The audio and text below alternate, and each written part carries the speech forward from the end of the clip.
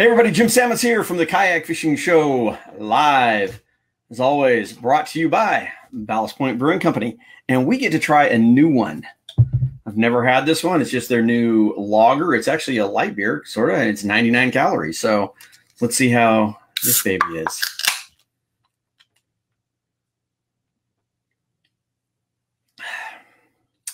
It's a lager. It's a nice light beer. Definitely one you'd be a good one drinking out in the sun and kind of hanging out, and not real heavy. That's good. And God knows I can always use the less calories. Let's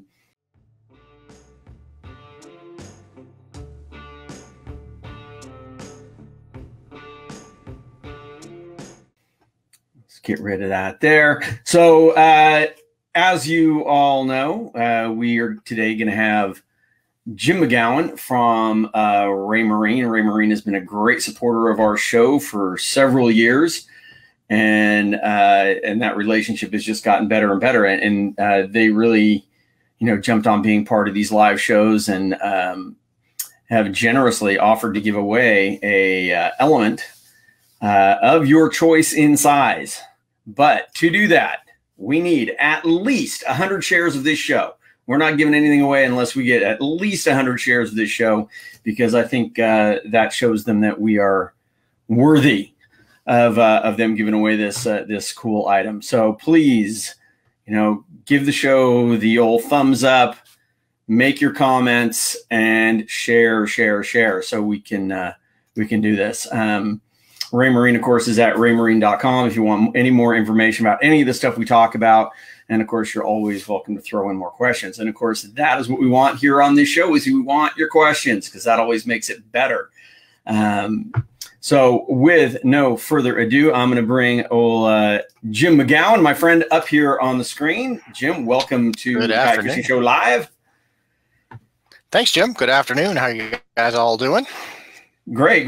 Jim actually did one of the very first live shows with us when we first started doing them, and about a year ago, and actually over a year ago. And now we're thankfully back in business, back doing the shows again, and really excited about that. I'm going to actually bring this up here so people can kind of get a look at what we're going to be talking about today. This is the Element. And this video is showing actually on the Ray Marine website right now, and you can see some of the imagery, the 3 different sizes, the 7, 9, and 12, and some of the other information just on this scrolling video. But I just wanted to pop that up really quick so you guys had a good idea what we were going to be talking about. And again, we just we want your comments. And actually, I wasn't looking at the comments, and we already have a bunch up here. So let's remove that from the screen, and let's put us more like that so we can actually see a little bit better. Anyway, Jim, thanks again for joining us here today. I've been using the Ray Marines since the Dragonfly, which was a great kayak unit. I have the Axiom. And now just moved over to the Element. Just arrived. I haven't had a chance to put that on my kayak. So I'm going to throw out the first question here, because I was kind of interested, is, why would somebody pick one versus the other? Why would somebody pick an Element over an Axiom over a Dragonfly? What's going to guide me into making that the right choice for me?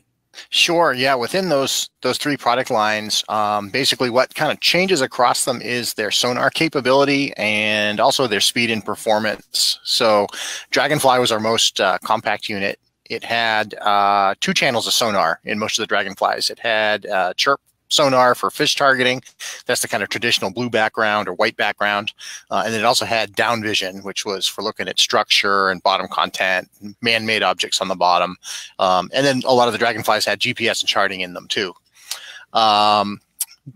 Axiom was the next unit that came out, and Axiom comes in a pretty wide range of sizes. The smallest is 7. The biggest is actually 24-inch. Wow. The Axiom XL line. That's enormous. The Axiom is a really powerful system. It is network capable, which you're probably not going to do most of the time on a kayak. But that being said, we do have a lot of kayak anglers that run them because it packs a lot of sonar technology all into the screen. So it's easy to install. Single transducer covers down vision, side vision, chirp, just like we had on the Dragonfly. And then it also adds Real Vision 3D, which was a real breakthrough technology to get that all in the display and do all that from a single transducer. And then, oh, go ahead. Oh, so fast forward to 2019 now and the release of Element. What we've actually done is we have packed even more sonar technology into a unit that's a little bit smaller, a little more compact than an Axiom. They come in 7, 9, or 12, like we mentioned, but they are a very small boat and fishing centric product.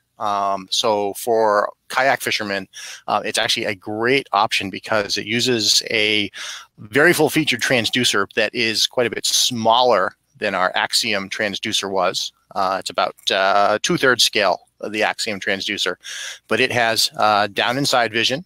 It has Chirp Sonar, it has Real Vision 3D, and it has something new called Hypervision, 1.2 megahertz Chirp Sonar in it. So it gives you really lifelike images at depths to about 100 feet, depths or distances. It works inside, it works in down, and in Real Vision 3D. Okay, so you're saying that up to 100 feet. Explain that to me, what you mean. I mean, am I not going to have any sonar at over 100 feet? You will. So one of the things that's cool about Element is it supports multiband sonar. So your 1.2 megahertz, your very, very high frequency sonar gives us extreme detail, but because of its super high frequency characteristics, it doesn't go quite as far as some of the other channels in Element. So that one will go out to about 100 feet down. But then when you are looking at distances or ranges beyond that, we have our 350 kilohertz Chirp Sonar, which is in down vision and side vision, and our 200 kilohertz Chirp in our fish targeting. So between all those different combinations of sonar, we can image the bottom down to 900 feet pretty reliably. Wow. Wow. You know, I said, I just got mine, just arrived, so I haven't had a chance to play with it. It's right here. And just looking at it in the box, a couple of things for us kayak builders that I think are pretty cool. That if you've been looking at the different units, you know, again, I've got Axioms. This is much lighter. It's not nearly as heavy. It seems a little bit thinner. Mm-hmm. Yep, it is. And the other thing, again, like you mentioned, the transducer is smaller, but also the cable smaller than the Axiom. Yes, that Axiom cable's huge. That was a huge challenge for anybody that wanted to rig an Axiom on a kayak, myself included. That's what I run on my boat. And as soon as we get some better weather here, I'll probably be switching over as well. But yeah, I actually have one out of the box. I'll hold it up. Okay. Oh, you know what else I noticed, which I think is amazing, which I don't see, and it's actually been one of those things that I have complained about a lot from other manufacturers on fish finders, is it's got a nice, and it's kind of hard to see it here because it's still in a plastic bag, and I just kind of look at it, is the size of the power cable. It's nice, heavy gauge wire. You know, in a kayak, everything is always getting splash of salt water and everything, and you just find those saltwater corrosion leaching up the wires in that really small cable, and then them breaking. So having that nice heavier cable, to me, looks like that's going to make a huge difference in longevity of the product. Yeah, I think another thing that's worth looking at too is the way that Element's connectors are set up on the back. It's 2 connectors, one for power, one for transducer. They are both very small diameter connectors, so it is going to make it a lot easier when you're running cables through the boat to rig it up. Right. Well, that looks really good. Let me set this down, and maybe we can pop over here and see if there were any questions specifically, and just say hello to a few people who are signing in. Gordon says, "Gotta love beer and fishing." I love them both. Absolutely. I generally don't drink beer while I'm fishing, but I do love them both. One leads to the other. Yeah. Sean Russell says, "Hey, Michael Cox, how you doing, man?" Casey, would love a new fish finder for his new kayak. Well, the way this is going to work, again, we got to have over 100 shares. You need to like, comment, share, and we will randomly select a winner. And I'm actually going to give, because we get a lot of views on a replay, so I'm going to give people a chance to watch this on the replay and make comments and share it. And then we will actually select the winner tomorrow. So you've got until tomorrow to watch this and make sure it's been shared that 100 times. Hey, Brian, how are you? Rafael from Sweden, how are you? Great kayak fishing community in Sweden. Michael Guerra is here. I'm Michael. Let's see. Mike from Santa Maria. I'm trying to scroll through, see if we got some questions here. Tuning in from Oklahoma. Very nice. Thanks for sharing. I would say to hi to everybody, but there's a lot of things on here. But I'm trying to see if we got any actual questions in here. This is actually just this is not a touch screen, right? That's correct. Yeah, it is a button-operated product, and we had a lot of feedback from anglers out in the field, both in kayaks and powerboats. And one of the things that they said to us, particularly in a real small boat, your fingers are always either wet or salty or fishy or all of the above. And there's definitely some advantages to go into a keyboard-controlled product. So that's what we've got in Element, but it has some really nice layout to its keyboard. There's some quick action keys. You'll see that 1, 2, and 3 on its keyboard allows you to instantly pop to a screen that you have pre-configured on there. So whatever your 3 favorites are, you just touch the button, it jumps right to that screen. The big orange button on the top too is a waypoint button. We know, you want to be able to mark a spot, with no fuss, no muss. Just reach up, hit the button, and bam, you've marked a waypoint, and it saves it on the GPS and chart, saves it in all the sonar views as well. So it makes it really easy to come back over a piece of structure or a big school of bait or whatever it is that you wanted to mark. Very cool. Yeah, it's a nice large screen and good size buttons to actually use. It's one of the brightest screens we've ever made. It's extremely bright out in the sunshine. So I think in an open boat like all of us are using out there, it's going to look beautiful in those conditions.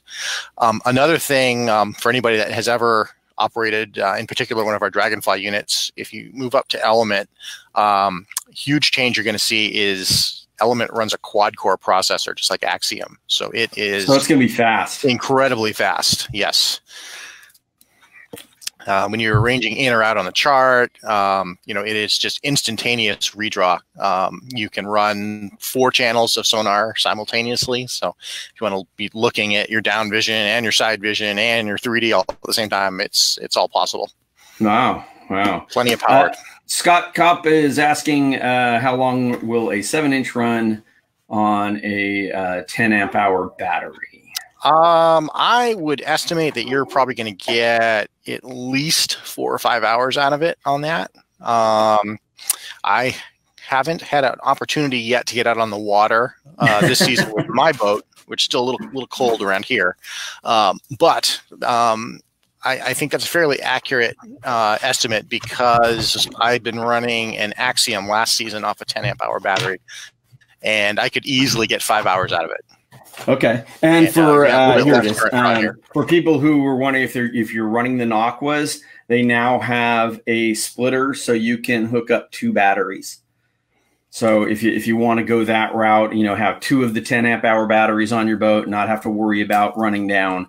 They now have a splitter, so you can tie them both together. So that's those Aquas are the way to go.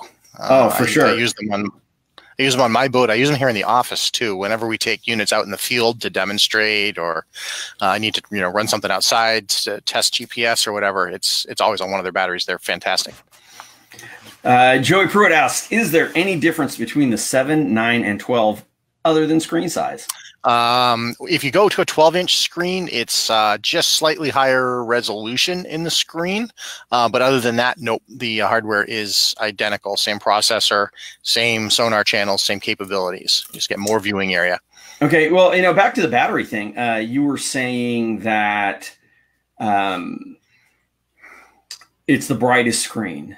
But at that brightest setting, are you also is it drawing more, or is it bright but without having to draw as much power? Well, if you do crank it up, it draws. It is going to draw more power the brighter you go. But even running it at full power, I think you're still going to be able to get that 5-hour mark. If you turn it down a little bit, I think you'll go even further. And here's another one, and this is always a key one for kayakers because you're talking about batteries. So what is the power draw? And again, that's going to depend on how bright you have it. It is going to depend on how bright you have it. When it's running full tilt, I think it's 1.6 amps. And if you take the backlight down even just a little bit, that drops very, very rapidly. The backlight is the #1 consumer of power on the system.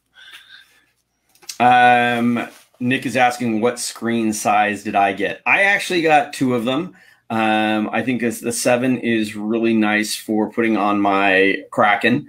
For the Blue Sky, which I can handle a much larger unit, I went with a 9 because I got bad eyes, and the bigger those screens are, the easier I can see them.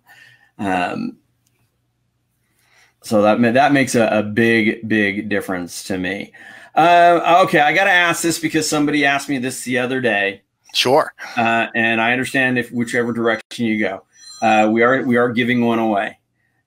Is it U.S. only? We will make every attempt to send it anywhere the winner lives. Okay.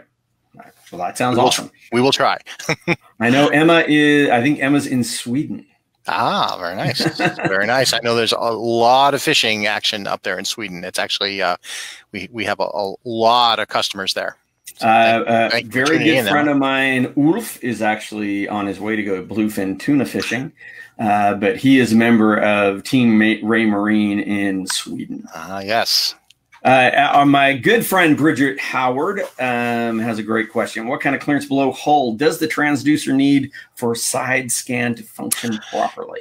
It doesn't need very much. I have seen a couple of ambassadors that have posted pictures of their installs up already, and they have the HV100 is the name of the hypervision transducer that Element uses up inside some of the kind of pocketed systems. So the transducer is completely up and out of harm's way, but they still have plenty of clearance for the side vision. The side vision is angled downward just slightly, so it should be able to clear the edges of the pocket on the mounting surface without any problem at all. It's a 60-degree wide beam, port and starboard, and it's angled down about 10 degrees from the surface. Well, you have a transducer right there.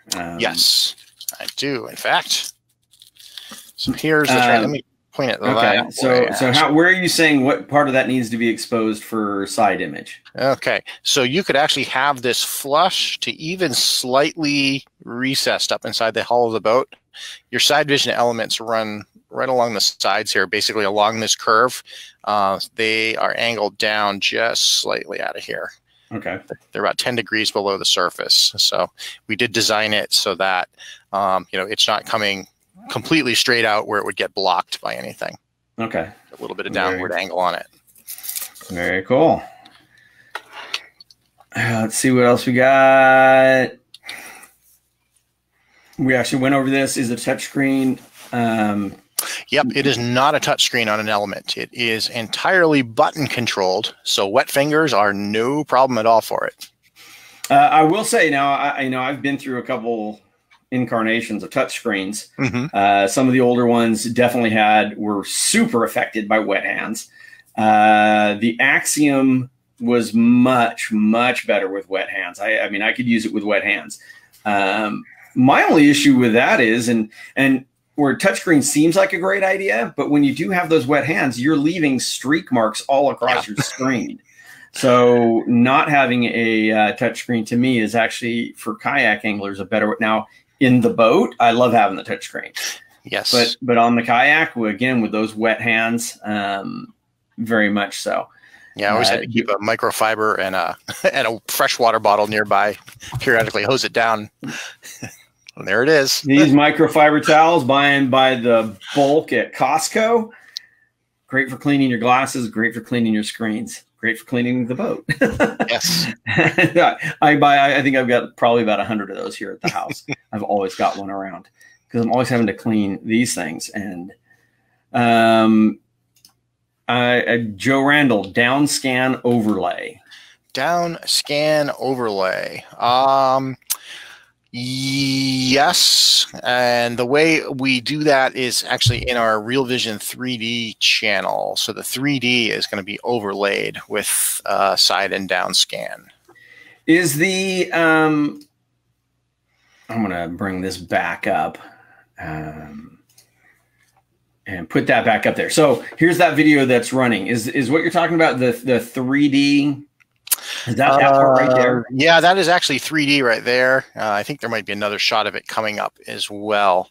But what we're going to be doing is taking the graphic, like that very detailed hypervision side and down, and bringing it. That is the overlay over the 3D model that it's building. So. I was kind of looking. You can build your own maps. Is that right? Did I read that properly? Yes. So we have 2 different map engines in Element for making your own maps. We do support Navionics Sonar Chart Live for those that are fans of Navionics charts. We also have a new engine called Real Bathy. And what's kind of neat about Real Bathy, it comes standard in Element. It actually doesn't require you to have any charts at all. So you could drop your boat into a puddle in your backyard, and as long as you have a micro SD card plugged in, so it has a place to save the data, it will start building maps immediately as soon as the boat hits the water. And it just stores that data to the card, and it builds at 1 foot contour intervals. So that'd be something pretty interesting for going, like if I travel and I go to a lake that I don't, you got no cards for, you can build a map of a lake. Build a map yourself. Yep, you sure can. That's really interesting. I just pulled up the show on my phone. We are currently at 78 shares. Ooh, so we're getting there. Keep those shares coming, guys. We need a few more, but we've got a lot of great questions here. Let's see, what is this one? How does Ray Marina achieve its nice clarity? Well, we've got a couple things going on to do that. One of them is the frequencies that we select. So with the hypervision, we're using 1.2 megahertz, which is very, very high frequency. It gives us extreme levels of detail. Another technology that we employ with that is Chirp Sonar. So the frequencies that we send out isn't purely 1.2 megahertz. It's actually a swept frequency. And then even when we go down to the longer range sonar, we're sending out a sweep of frequencies. And that is what really helps with the clarity. Okay, I was going to try and bring up a couple of pictures. Screenshot? Here. Sure. Yeah, there's a couple of good hypervision ones in that folder I sent you. Yeah, let me... So this interface is a little bit new for me, so it's taken me a second to remember how to do everything on this one. Yeah, no worries. The joys of live streaming. So there is an amazing shot of your side vision. What are we looking at in this picture? So that is actually a wreck. That is in a lake near us here in New Hampshire. We went out on a very cold day last fall to get this, but it's called the Lady of the Lake. And it was actually a steamboat that used to run the mail across the lake back in the early part of the 1900s. And I think when it went out of service, they were actually towing it somewhere to probably break it up. And it had other plans, and it sank in the middle of the lake. So I just brought up makes a great sonar target. I brought up another side vision for people who maybe don't understand.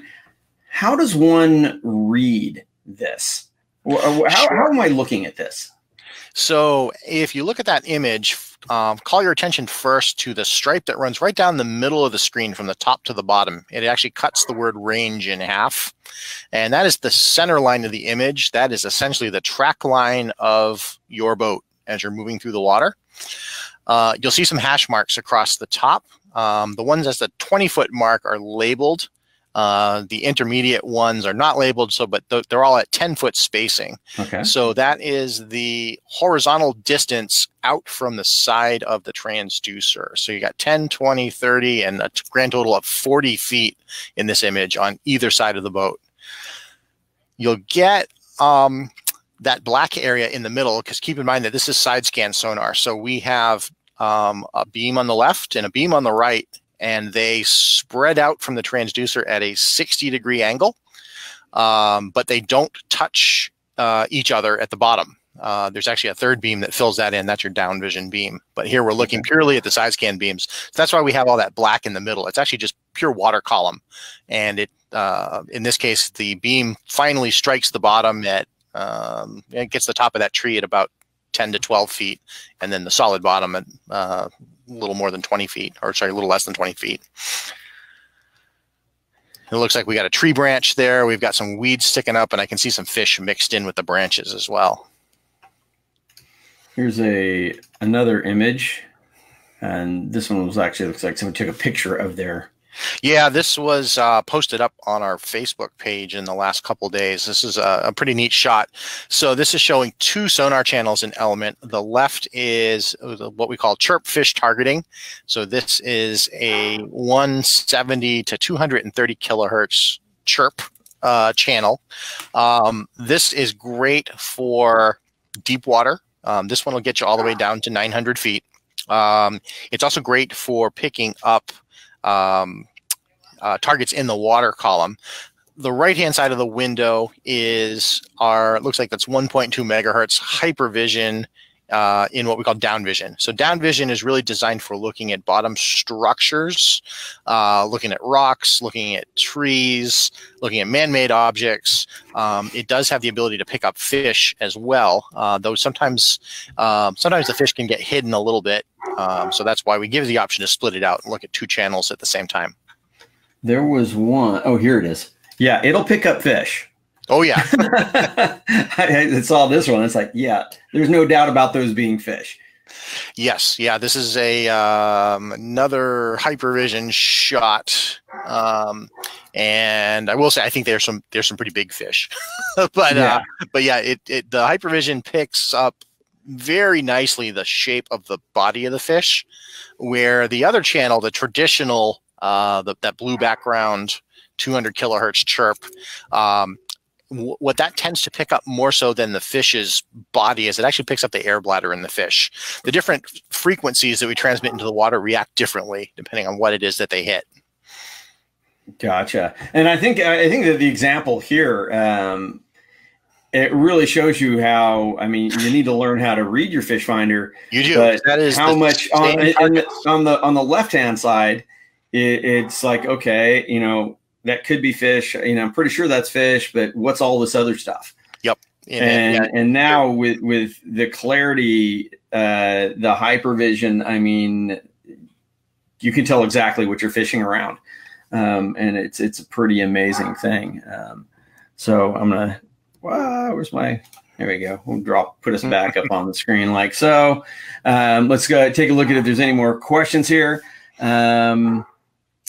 This is a great question. How durable are the screens for accidental weight hits? Is it a Gorilla Glass style screen? It is a Gorilla Glass style screen. I don't think it's official Gorilla Glass, but it is designed to be high impact. It is glass rather than plastic, which is much more durable out in the marine environment. So yeah, you shouldn't have any trouble there. Obviously, you want to be careful not to bang too many things off of it, but an accidental hit shouldn't be a problem. Let's see. Scott Barton, love the user interface on the Element. Well done. I'm glad you like it, Scott. Our UI guys put a lot of time in that. We actually call the operating system on Element Lighthouse Sport.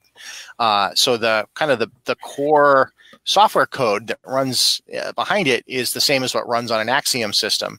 but they have gone through and optimized it for this button-based and bring, all those commonly used fishing features right to the top. So you have easy to navigate menus. You don't have to go very deep into anything to get to the features that you use most. Okay, would you say it's kind of like maybe in between, say, the Dragonfly and the Axiom as far as, because I mean, the Dragonfly, one thing about it, particularly for people who are just getting into using electronics, very plug and play, very user friendly. I got the Axiom. Okay, there's a little bit more going on there and have to dive into it a little bit more to figure everything out. Is this one somewhere in between? I would say it's somewhere in between. Yeah, it has that nice, turn it on and go fishing capability that Dragonfly had. So if you're the type of person that doesn't want to tweak it and tune it, you can just turn it on and and it works right out of the box. But as your skills increase, as your comfort level increases on the system, if you want to go in and play with it, it has all that capability as well, like an Axiom. So you can go in and you can change frequencies and you can change colors and you can change palettes and gain levels. And but the nice thing too is at any time you can very easily set all that stuff back to automatic. So don't be afraid to test it out and try the settings and things. Because of my transducer placement on my Blue Sky, putting it back at the back of the boat and having to turn it around. Can I turn around the transducer signal on this one as well? You can, yes. Yeah, if you go into the with any fish finder window up, you go into the transducer settings and you can actually flip the left and right channels to accommodate That's awesome. That is awesome. Somebody had a question. Okay, Andrew, are they IPX rated? They are. These are all IPX6, I believe, is where they are rated to. So they will take rain, spray, and I think it's 1 meter of submersion. So even if you roll your boat when you're launching it, or, well, for that matter, even if you're out in the deep water and you roll it, as long as it doesn't sink, you should be fine. What do you suggest as far as the connectors? I mean, I've had connectors on old fish finders get corroded. Do you guys suggest blasting them with WD-40, putting dielectric grease on them, anything like that? So I like to use dielectric grease on mine. It does put a nice protective coating on everything. I do, if I know the system got wet, particularly if I was out in the salt as well, I will actually blast the connectors out with a little bit of WD-40 just to kind of force whatever crud is in there out. And then I'll put some fresh grease on them as well. Is there anything I should avoid, or anybody? Is there anything you should avoid putting on the connectors? The one thing I'll say is just be really leery about sticking anything in there in terms of like mechanical tools and scraping on the connectors. If you start to see a little bit of green in there, try the WD-40 or try some electrical contact cleaner first. There are a lot of pins in these connectors because there's actually quite a bit going on there. You have power, you also have some data connectivity. Of course, the transducer has multi-channels in it, and those pins do need to be aligned pretty precisely to get plugged in correct. And if you go in there with a screwdriver or a pick or something like that trying to clean it and you bend a pin, that can lead to bad things. So it doesn't want to line up in the socket. So Martin Jones wants to know, does it have the ability to run Netflix? Like if you want to run Netflix, you will need to stay in the Axiom line. Yeah, there's no Netflix on an Element, but the Axioms do all have that. They got Spotify too. So. Yeah, that's crazy. What about the screen itself? I mean, what should somebody clean that with? Really the best thing is just fresh water and your microfiber towel. Goes a long way. It is a glass screen. There are protective coatings on the screen, but most of those are applied to the inside of the glass. So you don't have to worry about scratching things off or rubbing coatings off of it. So microfiber and some fresh water is fine. If you get something that's a little more stubborn on there, just some kind of common like dish soap, boat soap, use that to rinse it down. Stains off. Daniel, he wants to see that transducer again. Sure. Let me hold it up again. Oops. You don't happen to have an Axiom transducer sitting there, do you, that we could compare sizes to? I'm glad you asked. I sure do. I knew this question would come up. Let me get him in the same orientation. Here, let me hide his comment. There we go. Oh yeah, that is quite a bit bigger. Yep. Now keep in mind, both of these transducers have their powerboat transamount bracket attached. It is detachable, which takes them both down pretty considerably in size. But you can see that the Element transducer is about 2/3 scale. Just turn it this way, you can see it's also elements on the top. Okay, very cool. And this is, of course, is always a question as well on transducers, because people are very wary of them being proud of the bottom of the boat. Mm-hmm. How's the durability? They are actually pretty tough. On my boat, my Axiom transducer actually does stick out about 3/4 of an inch below the bottom of the boat.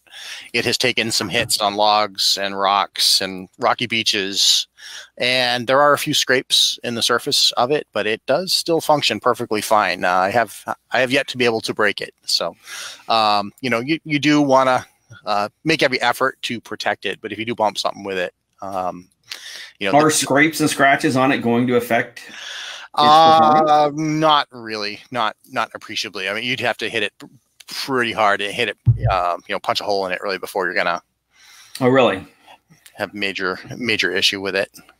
One of the things we certainly have going for us with kayakers versus powerboaters too is we don't have nearly as much speed when we hit something. So if you do, yeah, but kayakers tend to drag their kayaks on sandy beaches, rocky beaches, that sort of thing. Yeah, that would be my concern. I would avoid it as much as you can, but if you're making a landing on a beach or something like that and it scrapes, I wouldn't worry too much about it there.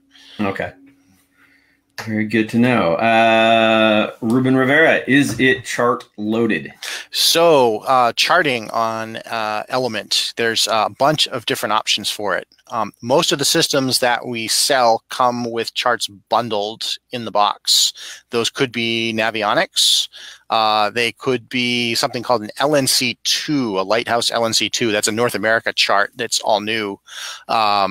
It's actually a chart made by Ray Marina, and it's made in conjunction with our partners over at Fishing Hotspots. So that is a all-in-one chart for North America.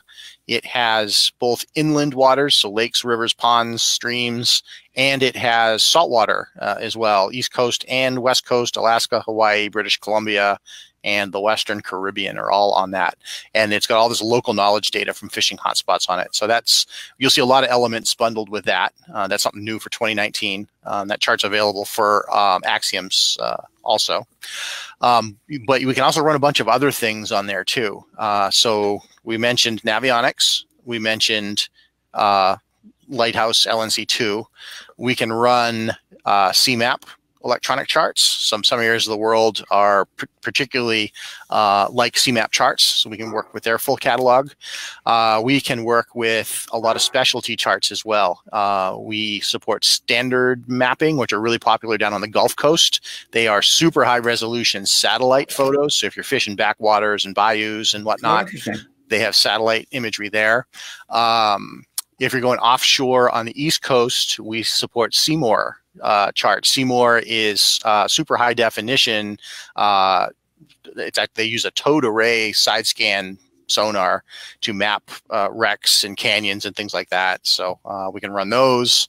And then for international customers, we can do IMRAY, we can do NV Digital, and a whole bunch of others. So we have probably one of the widest arrays of chart options anywhere. For people who maybe need to upgrade their software, is it Wi-Fi compatible? Is it Bluetooth? It actually has both in it. Yep, it's got Wi-Fi and there is a Bluetooth radio in it. At the moment, the Wi-Fi radio is active and you can use it for software updates. We'll actually have a software update for Element, its first one, coming, I'd say probably within the next month. We do them on a quarterly basis, so you'll see some new things added. The Wi-Fi module over time too, you'll see it start to pick up other capabilities through our updates. There is a Bluetooth radio in Element. At the moment, it's not used for anything, but we've got plans for it in future updates. So can't talk about it. Stay tuned. Are they hard water capable too? I assume you mean ice fishing. We don't have that here in San Diego, by the way. Yeah, you can take them out on the ice. We actually make an ice fishing transducer kit that works both with Element and Dragonfly systems. So it's a somebody actually just mentioned here. I've heard you can get a different transducer for ice fishing. Yes, yeah. The ice fishing transducer is it's a single frequency. It's the 200 kilohertz chirp channel only. So you do lose the 3D and the side vision and stuff like that if you switch to the ice fishing transducer. But that's primarily because you're working through a hole in the ice that's pretty small. So it allows you to drop the transducer right in. You could use the provided transducer with it and retain all the other functionality. You just got to drill a bigger hole.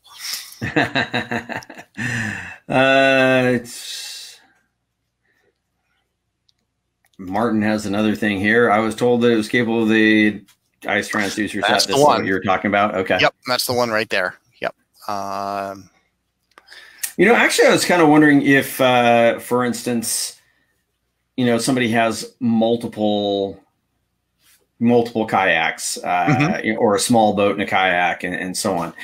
Can somebody get a head unit and then buy extra transducers so you have the rigging on one boat and you just move the head from? We sure do. Yeah, we have all the accessories available a la carte. So yeah, if you need an extra bracket, if you want another transducer for a different boat, we also make for Element. If you have kayak and you have some power boats too, we make the transom mount that we've seen here. We have through hull transducers as well. For deep V boats, we actually have a pair of through hulls, so you can retain the side vision even in a deep V configuration. So you have a left channel and a right channel.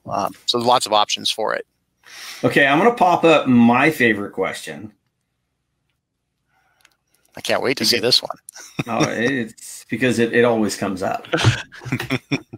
What is the possibility of Raymarine making a shorter transducer cable for kayaks? So that is something that we have had some discussions on. So it is up for consideration. One thing I will say, let me bring up the comparisons again here. Sorry, I dropped the transducer onto the floor. Pick it up. That is the Axiom cable bundle. That is the Element cable bundle. So much like the scale of the transducer is smaller, the cable bundle is significantly smaller and thinner on an Element too. Lighter. So you'll have you'll have less trouble hiding that on board. But we are definitely considering offering shorter cables. A lot of that really comes down to how long is the current cable? It is I think it's 24 feet long. I think it's 8 meters. Yeah, don't need that in a kayak. Yeah, I definitely don't need that much. Yeah.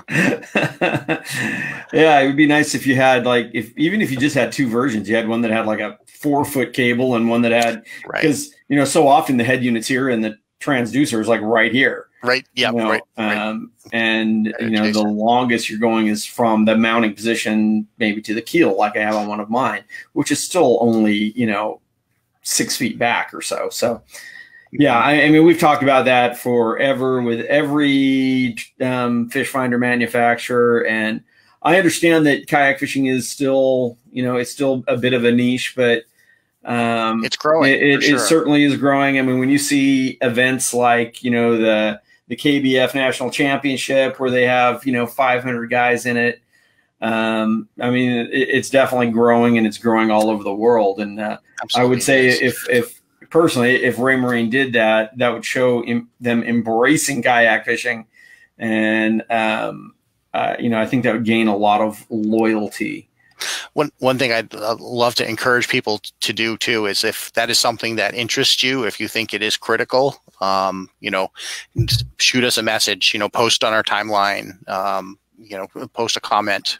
We love to get product feedback from you guys in the field that are using our stuff, and if there's anything that you want us to do to it to make it better, definitely we want to hear it. I'm gonna bring this up again, see how we're doing on shares. Where'd it go? Oh, I'm seeing somebody else's share. I'm not even seeing our page. Okay. Refresh. again, live streaming video, always scroll, scroll, scroll, scroll, scroll, scroll. There we are. Yeah. We have 118. All right. But that doesn't mean you need to stop sharing. We still need, if you want your chance to win, like, comment, share.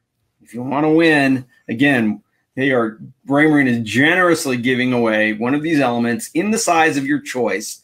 So like, comment, share. Keep these questions coming. Let's see what we had here. I've been looking at the Lowrance Elite TI and Carbon models for some time now. How does this compare, and what reasons would entice me to go with a Raymarine product? Well, that's a good question, Brian. They're all great units. I will say, I think right off the bat, check out our sunlight visibility. I think you're going to find it is second to none in the space.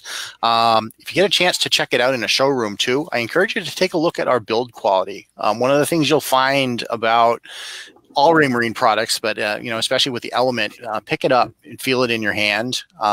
We go to great lengths when we design our products to make sure that they are going to be, waterproof and shock resistant and really stand up to the elements. And I think that's reflected in the materials that we use, and you can really see it when you get your hands on one. So definitely check that out.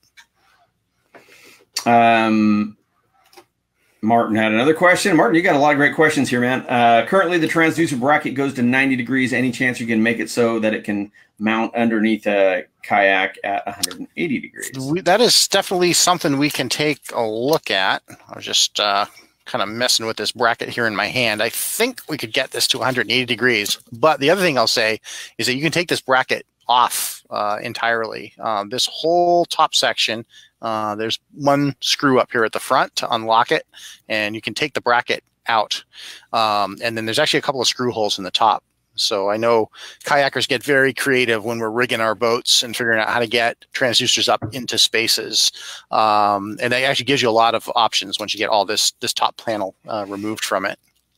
What about the through hull style? Yep. Because it's got the threaded post on the top. It does. Yeah, you could do something like that as well. It's got a stem on it. Unfortunately, I don't have a through hull here with me, but they do have a threaded stem that would probably fit through the scuppers on most boats. The size of the rest of the transducer, the actual part that sits on the outside of the boat, is pretty much what you see here. So it's this minus the bracket assembly. So that might be a possibility for some kayaks as well. Yeah. For people who want to see that, I know when I was looking at the Raymarine site, I saw it on there as one of the transducer options for it. So if you want to see it, get a look at it on the Raymarine site, it is there. Daniel says he'd be happy to buy the shorter cable if it was an option. I will definitely. I can guarantee you most kayakers would.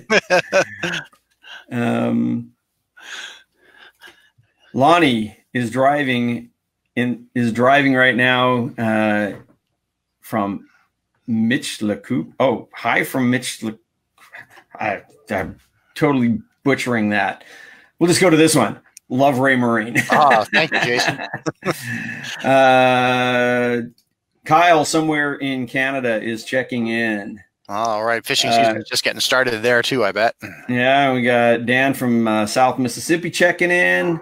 Hi, Dan. Denver map building is a nice feature. Yeah, I'm really intrigued by the map building. Again, particularly when you go to some of these lakes that, maybe I'm going to be fishing the same lake for a couple of days, but I've never been there and there's no charts for it. Right. Yeah. And you find that quite a lot. We have, on that LNC2 chip, or if you go with the Navionics hot maps, there's tens of thousands of lakes there, but there's just so many more lakes and ponds that are small and, only the locals fish there, and they've never officially been mapped. And this is a very, very easy way to do it. Denver Hatch has another question. Does the Element qualify for the paid to upgrade with Raymarine trade up sales event? That is a good question, Denver. Off the top of my head, I don't know. I'd need to read the terms and conditions on that and see. Maybe you can check it out and type in an answer later on for him. I will do that. You should have somebody like Kurt Nowoski on here to have I need him in my ear. Yeah. Will the unit work after I flip my kayak? Well, it should. It is rated to IPX6. That gives it 1 meter of submersible capability. So, you know, we don't want to leave it upside down in the water forever. But yeah, you flip it over, flip it back up, it should be fine. Yeah, I mean, honestly, I've had fish knock my fish finder off the boat. Yep. And you know, and then put it back on, it continues working. The biggest issue there again is, like I said, getting maybe some dielectric grease or blasting with WD-40 if that happens on those connectors. Yeah. One of the real nice things on Element, not sure I can get this unit up here. Well, anyway, the charts on an Element load through the front, and it has a really nice tight fitted rubber plug that covers the chart reader and protects it. So, you know, once your chart's so that's up in here. Yep, it's actually underneath the power button. So you pull it right from the edge of the screen. That'll peel back. And okay, here we go. Yeah, so there's the chart reader. Get in front of here. It's always backwards on here. So the card reader is here, which I like because on the other ones, it's on the back. It's on the back, yeah. And so if you're going through waves, just stuff like that just tends to take a pounding. Like I said, I really like the size and the weight on this. My Axiom is considerably heavier. So. Yeah, definitely shaving a few pounds off it for the kayak is a nice thing, especially when you gotta carry it all. Yeah, the Axiom is going to graduate to the big boat. To the big boat. Nice. To the big boat. Michael Guerrero says, "Okay, I'm sold. Take my money." Elements are available now. We are shipping them in all 3 sizes, so you'll see them out there. Okay, this is actually a pretty good thing. After I win one of these units, can someone educate me on how to use it? Does Raymarine have some tutorials on their site or anything like that? We have some stuff up on our YouTube channel. One of the things that we are actually going to be working on through this spring too is we'd like to continue doing live events like this, not only with partners like you, Jim, but also just, you know, on our own to get customers educated on our products. So watch for Raymarine training to be offered in sessions similar to what we're doing right now. That's awesome. That's awesome. Those things are so helpful. I know I learn better visually, you know, stuff like this rather than trying to read it on a book or, you know, instructional manual or anything like that. So I definitely do better that if somebody's actually showing me how to do this. I know we covered this one earlier, but it's, you know, worth covering it again.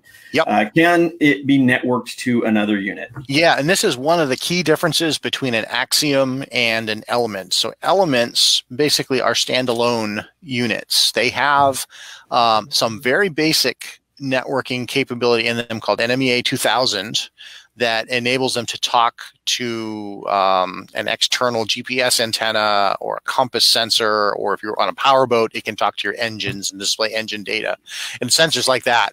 But these are not designed to be networked to other Element or Axiom displays. So if you're looking for networking capability, you want to be up in the Axiom series.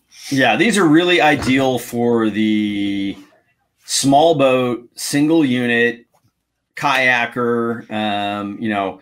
As I said, on our big boat, you know, I've got several units and everything's networked together. Everything talks to each other, and it's really, really cool. So if you're going to do that, definitely step up to the Axiom because they are phenomenal. But for us kayakers, like I said, or the small boat user or the jet ski fisherman, you know, who's only going to have that single unit, I think this is really the way to go. Tom Riley, huh? Oh, there it is again. Yeah. Tom, you're a little late to the game, buddy. Yeah, we already discussed this, and we're pushing for it. And what Jim is saying is definitely, if that is something you think you need, send a message. Keep pounding them that is something that we're interested in. And obviously, the more we talk to these companies about stuff like that, the more likely it is to happen if they see a demand. It's all about demand. And that's what it comes down to. And I'm keeping a tally, so I'm going to put him down for one too. All right. Yeah, actually, Ruben, we just kind of again went over this. Does the memory card slot have a cover or a seal preventing it? Again, the memory card is right here under the power button. See if I can do this. It is a kind of a push-in rubber seal. So, yeah, you're not getting any water in that. It seals up around. It's not just the cover, but then it's got a part that actually goes into around the around the memory slot. Around the card slot, and it's got like 3 ridges in there to give you good waterproof coverage there. Jeff, how you doing, man? Good to have you on here as always. Scott wants to know what the connectors look like. And again, I've got that right here. The one that's kind of a T shape is the power. Yep, and the other one is your transducer. Yep. So all the connectivity is through those 2 ports. So it keeps it very simple. It's easy to install and uninstall when you're rigging your boat or breaking it down at the end of the day. Easy to maintain those 2 connectors. And another thing I really like about these is there's a very well-defined keyway on those connectors. So if you're trying to put them together blind and you're just kind of feeling around and trying to get it to plug in, it engages very positively and lines up nicely, snaps right in there. So there's your mounting bracket, and then you got the 2 screws that go into the side, and so you can adjust the angle to it. Yak Attack makes a really nice mounting plate for this that then you can put it in with their lock and load system. So it's a really nice system there, and that's how I've got my Axiom mounted on my Blue Sky. Let's see what else we got here. Can it flip up if transom mounted? Yeah. Yes. Yeah. So if you have this on a power boat, it is a flip up bracket. So it's designed that if the transducer strikes something at speed, it has a safety release and it pops up so that it doesn't break the bracket or rip the transducer off the boat. Michael Guerrero, will Ray Marine help me catch more fish? Because right now I'm not catching anything. Oh, that's what we're all about. Well, it's definitely going to help you find where they are. I mean, the clarity on these is if you joined us late, go back and you can look at some of the images we popped up, or go over to the Raymarine site and you can see the amazing clarity on that. Sean, how many waypoints can it save? It is up around, I think the number is 10,000. You can also save things off to the memory card. So if you want to use those waypoints somewhere else, you can take them home and, load them up into whatever your favorite planner software is. You can share those waypoints with an Axiom display or another Raymarine display. For that matter, you can share our waypoints with pretty much any display. We use a standard format called GPS Exchange. I think it's a format that Google originally put together. Just about everybody supports it. So if you got buddies that have other brands of electronics, first convince them to change, but also you can share your waypoints with them. Let me ask you this. Somebody shoots me some waypoints, to a good fishing spot. Mm-hmm. The Dragonfly, it was difficult to input your own spots. You had to kind of make a spot and then go back and edit it. Is this one easier? Is it easier is there a function there where I can just go, hey, this is a new waypoint and I'm putting in numbers? You can, yeah. You can create a waypoint by latitude and longitude. The only thing that makes it probably just a little bit tricky, I will say, is that being a non-touchscreen product, when you have to fill out a field, for example, for latitude, longitude coordinates, you're going to use the up, down, left, right directional pad to fill that out. Right. But so a little more clumsy, but I mean that's the way most of these things are. That aren't touchscreen, where you basically get a keyboard. How with charts in Sweden? So we got several different ways that you can get charts in Sweden. So I believe both Navionics and CMAP have coverage up there. We also have some other vendors covering Sweden as well. Delius Classing, I think, is one of the brands that covers Sweden. If you go over to charts.raymarine.com, you can actually see everything that we offer in our Lighthouse Charts library, and there's a lot of different options for Sweden there. Michael Cox, I know the dual split screen is displayed side by side. Can you also do it top and bottom? Yes, yep. I believe that is coming. I think it's in the next update to do that four-way view. I'm going to try and crank through some because we've actually at an hour already. So I'm going to try and crank through some questions really quick. Sure. Does it sync data with a smartphone? It does not yet, but that is a capability that we hope to add shortly via updates, similar to what Axiom can do, for example, with the Navionics boating app.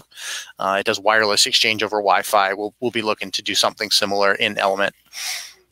Roberto, my good friend Roberto Briones up in Canada, probably still hard water fishing.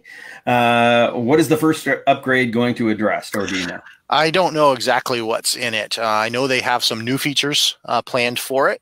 We're always innovating and adding new things. I know there were a couple of bugs reported to us as well, so we always use the updates as an opportunity to squash any bugs that have been reported. So we should see that probably within a month or so. Oh, this is actually a pretty funny one. I really dig the kayak icon. Yes. So the Ray Marina is definitely showing us some love.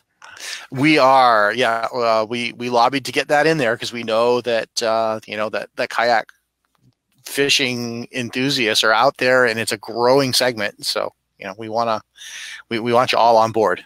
Oh, this would be an interesting one. It'd be cool to have a camera built in for hero shots. Kind of like having the camera on your smartphone. I like that idea. To see 12-inch would be awesome. A lot of hellos. I'm sorry, people. I'm just scrolling through these really quick. Maybe Jim, maybe you or Kurt or somebody can scroll through some of these questions after we're done. We can and answer some of the questions we can't get to because we've already gone over an hour, and we like to keep these things about an hour. So I think we're going to probably just shut her down on the questions for the moment, and just thank you for being here. You're very welcome. If anybody wants to see, more about the Raymarine products, it's very simple. Go to raymarine.com. Again, for people who are wondering about the giveaway, we're going to give this until tomorrow before we select. So people who are viewing it as a replay, put a comment in there, say you watched it as a replay, but share it with your friends so we can get as many people out there to see this and know what's going on. We are already at over 100 shares. I mean, I can check it one more time. No, I'm not gonna. But mainly, I just want to thank you, Jim, for all your guys' support of me and the show, and for coming on here and answering all our viewers' questions. Because I mean, being in touch with the people directly, the manufacturers of the product, is such an awesome thing, and I really appreciate that. You're very welcome. We love the opportunity to get out and to chat with all your viewers and all your fans, and we really love meeting you. And absolutely, if anybody out there watching, if you're at a show, come in, check out our booth. I hit a lot of the shows. Come up, say hello. I'd love to show you what it's all about. We have some really cool technology, lots of innovations, and lots of things to get excited about. Yeah, for sure. So, Jim, I will let you go. I know because you are on the East Coast, and it's getting later for you, so you probably want to go home. Probably want to go home rather than sit here talking to us. But again, thank you so much, and thanks everybody at Raymarine. You take care, man. Thank you. So again, everybody, thank you for joining the show. Again, it was brought to you by Ballast Point Brewing Company, the makers of the finest beers around. I appreciate you all being here. We have great shows scheduled basically every week coming up with different sponsors, other giveaways. Wes Siegler is going to come on. We're going to give another reel. Next week we have Primal. Dan from Primal is going to be here. And he's going to give away one of the motor mounts that I have on my Blue Sky. We've got Shark Shield coming on again. We've got Seagars coming on again. So just keep an eye on this and just make a point of joining us every Friday at 2 o'clock Pacific time. Thanks again, everybody, so much. If you're going out on the water this week, please wear your PFD and keep your paddle right side up. Take care.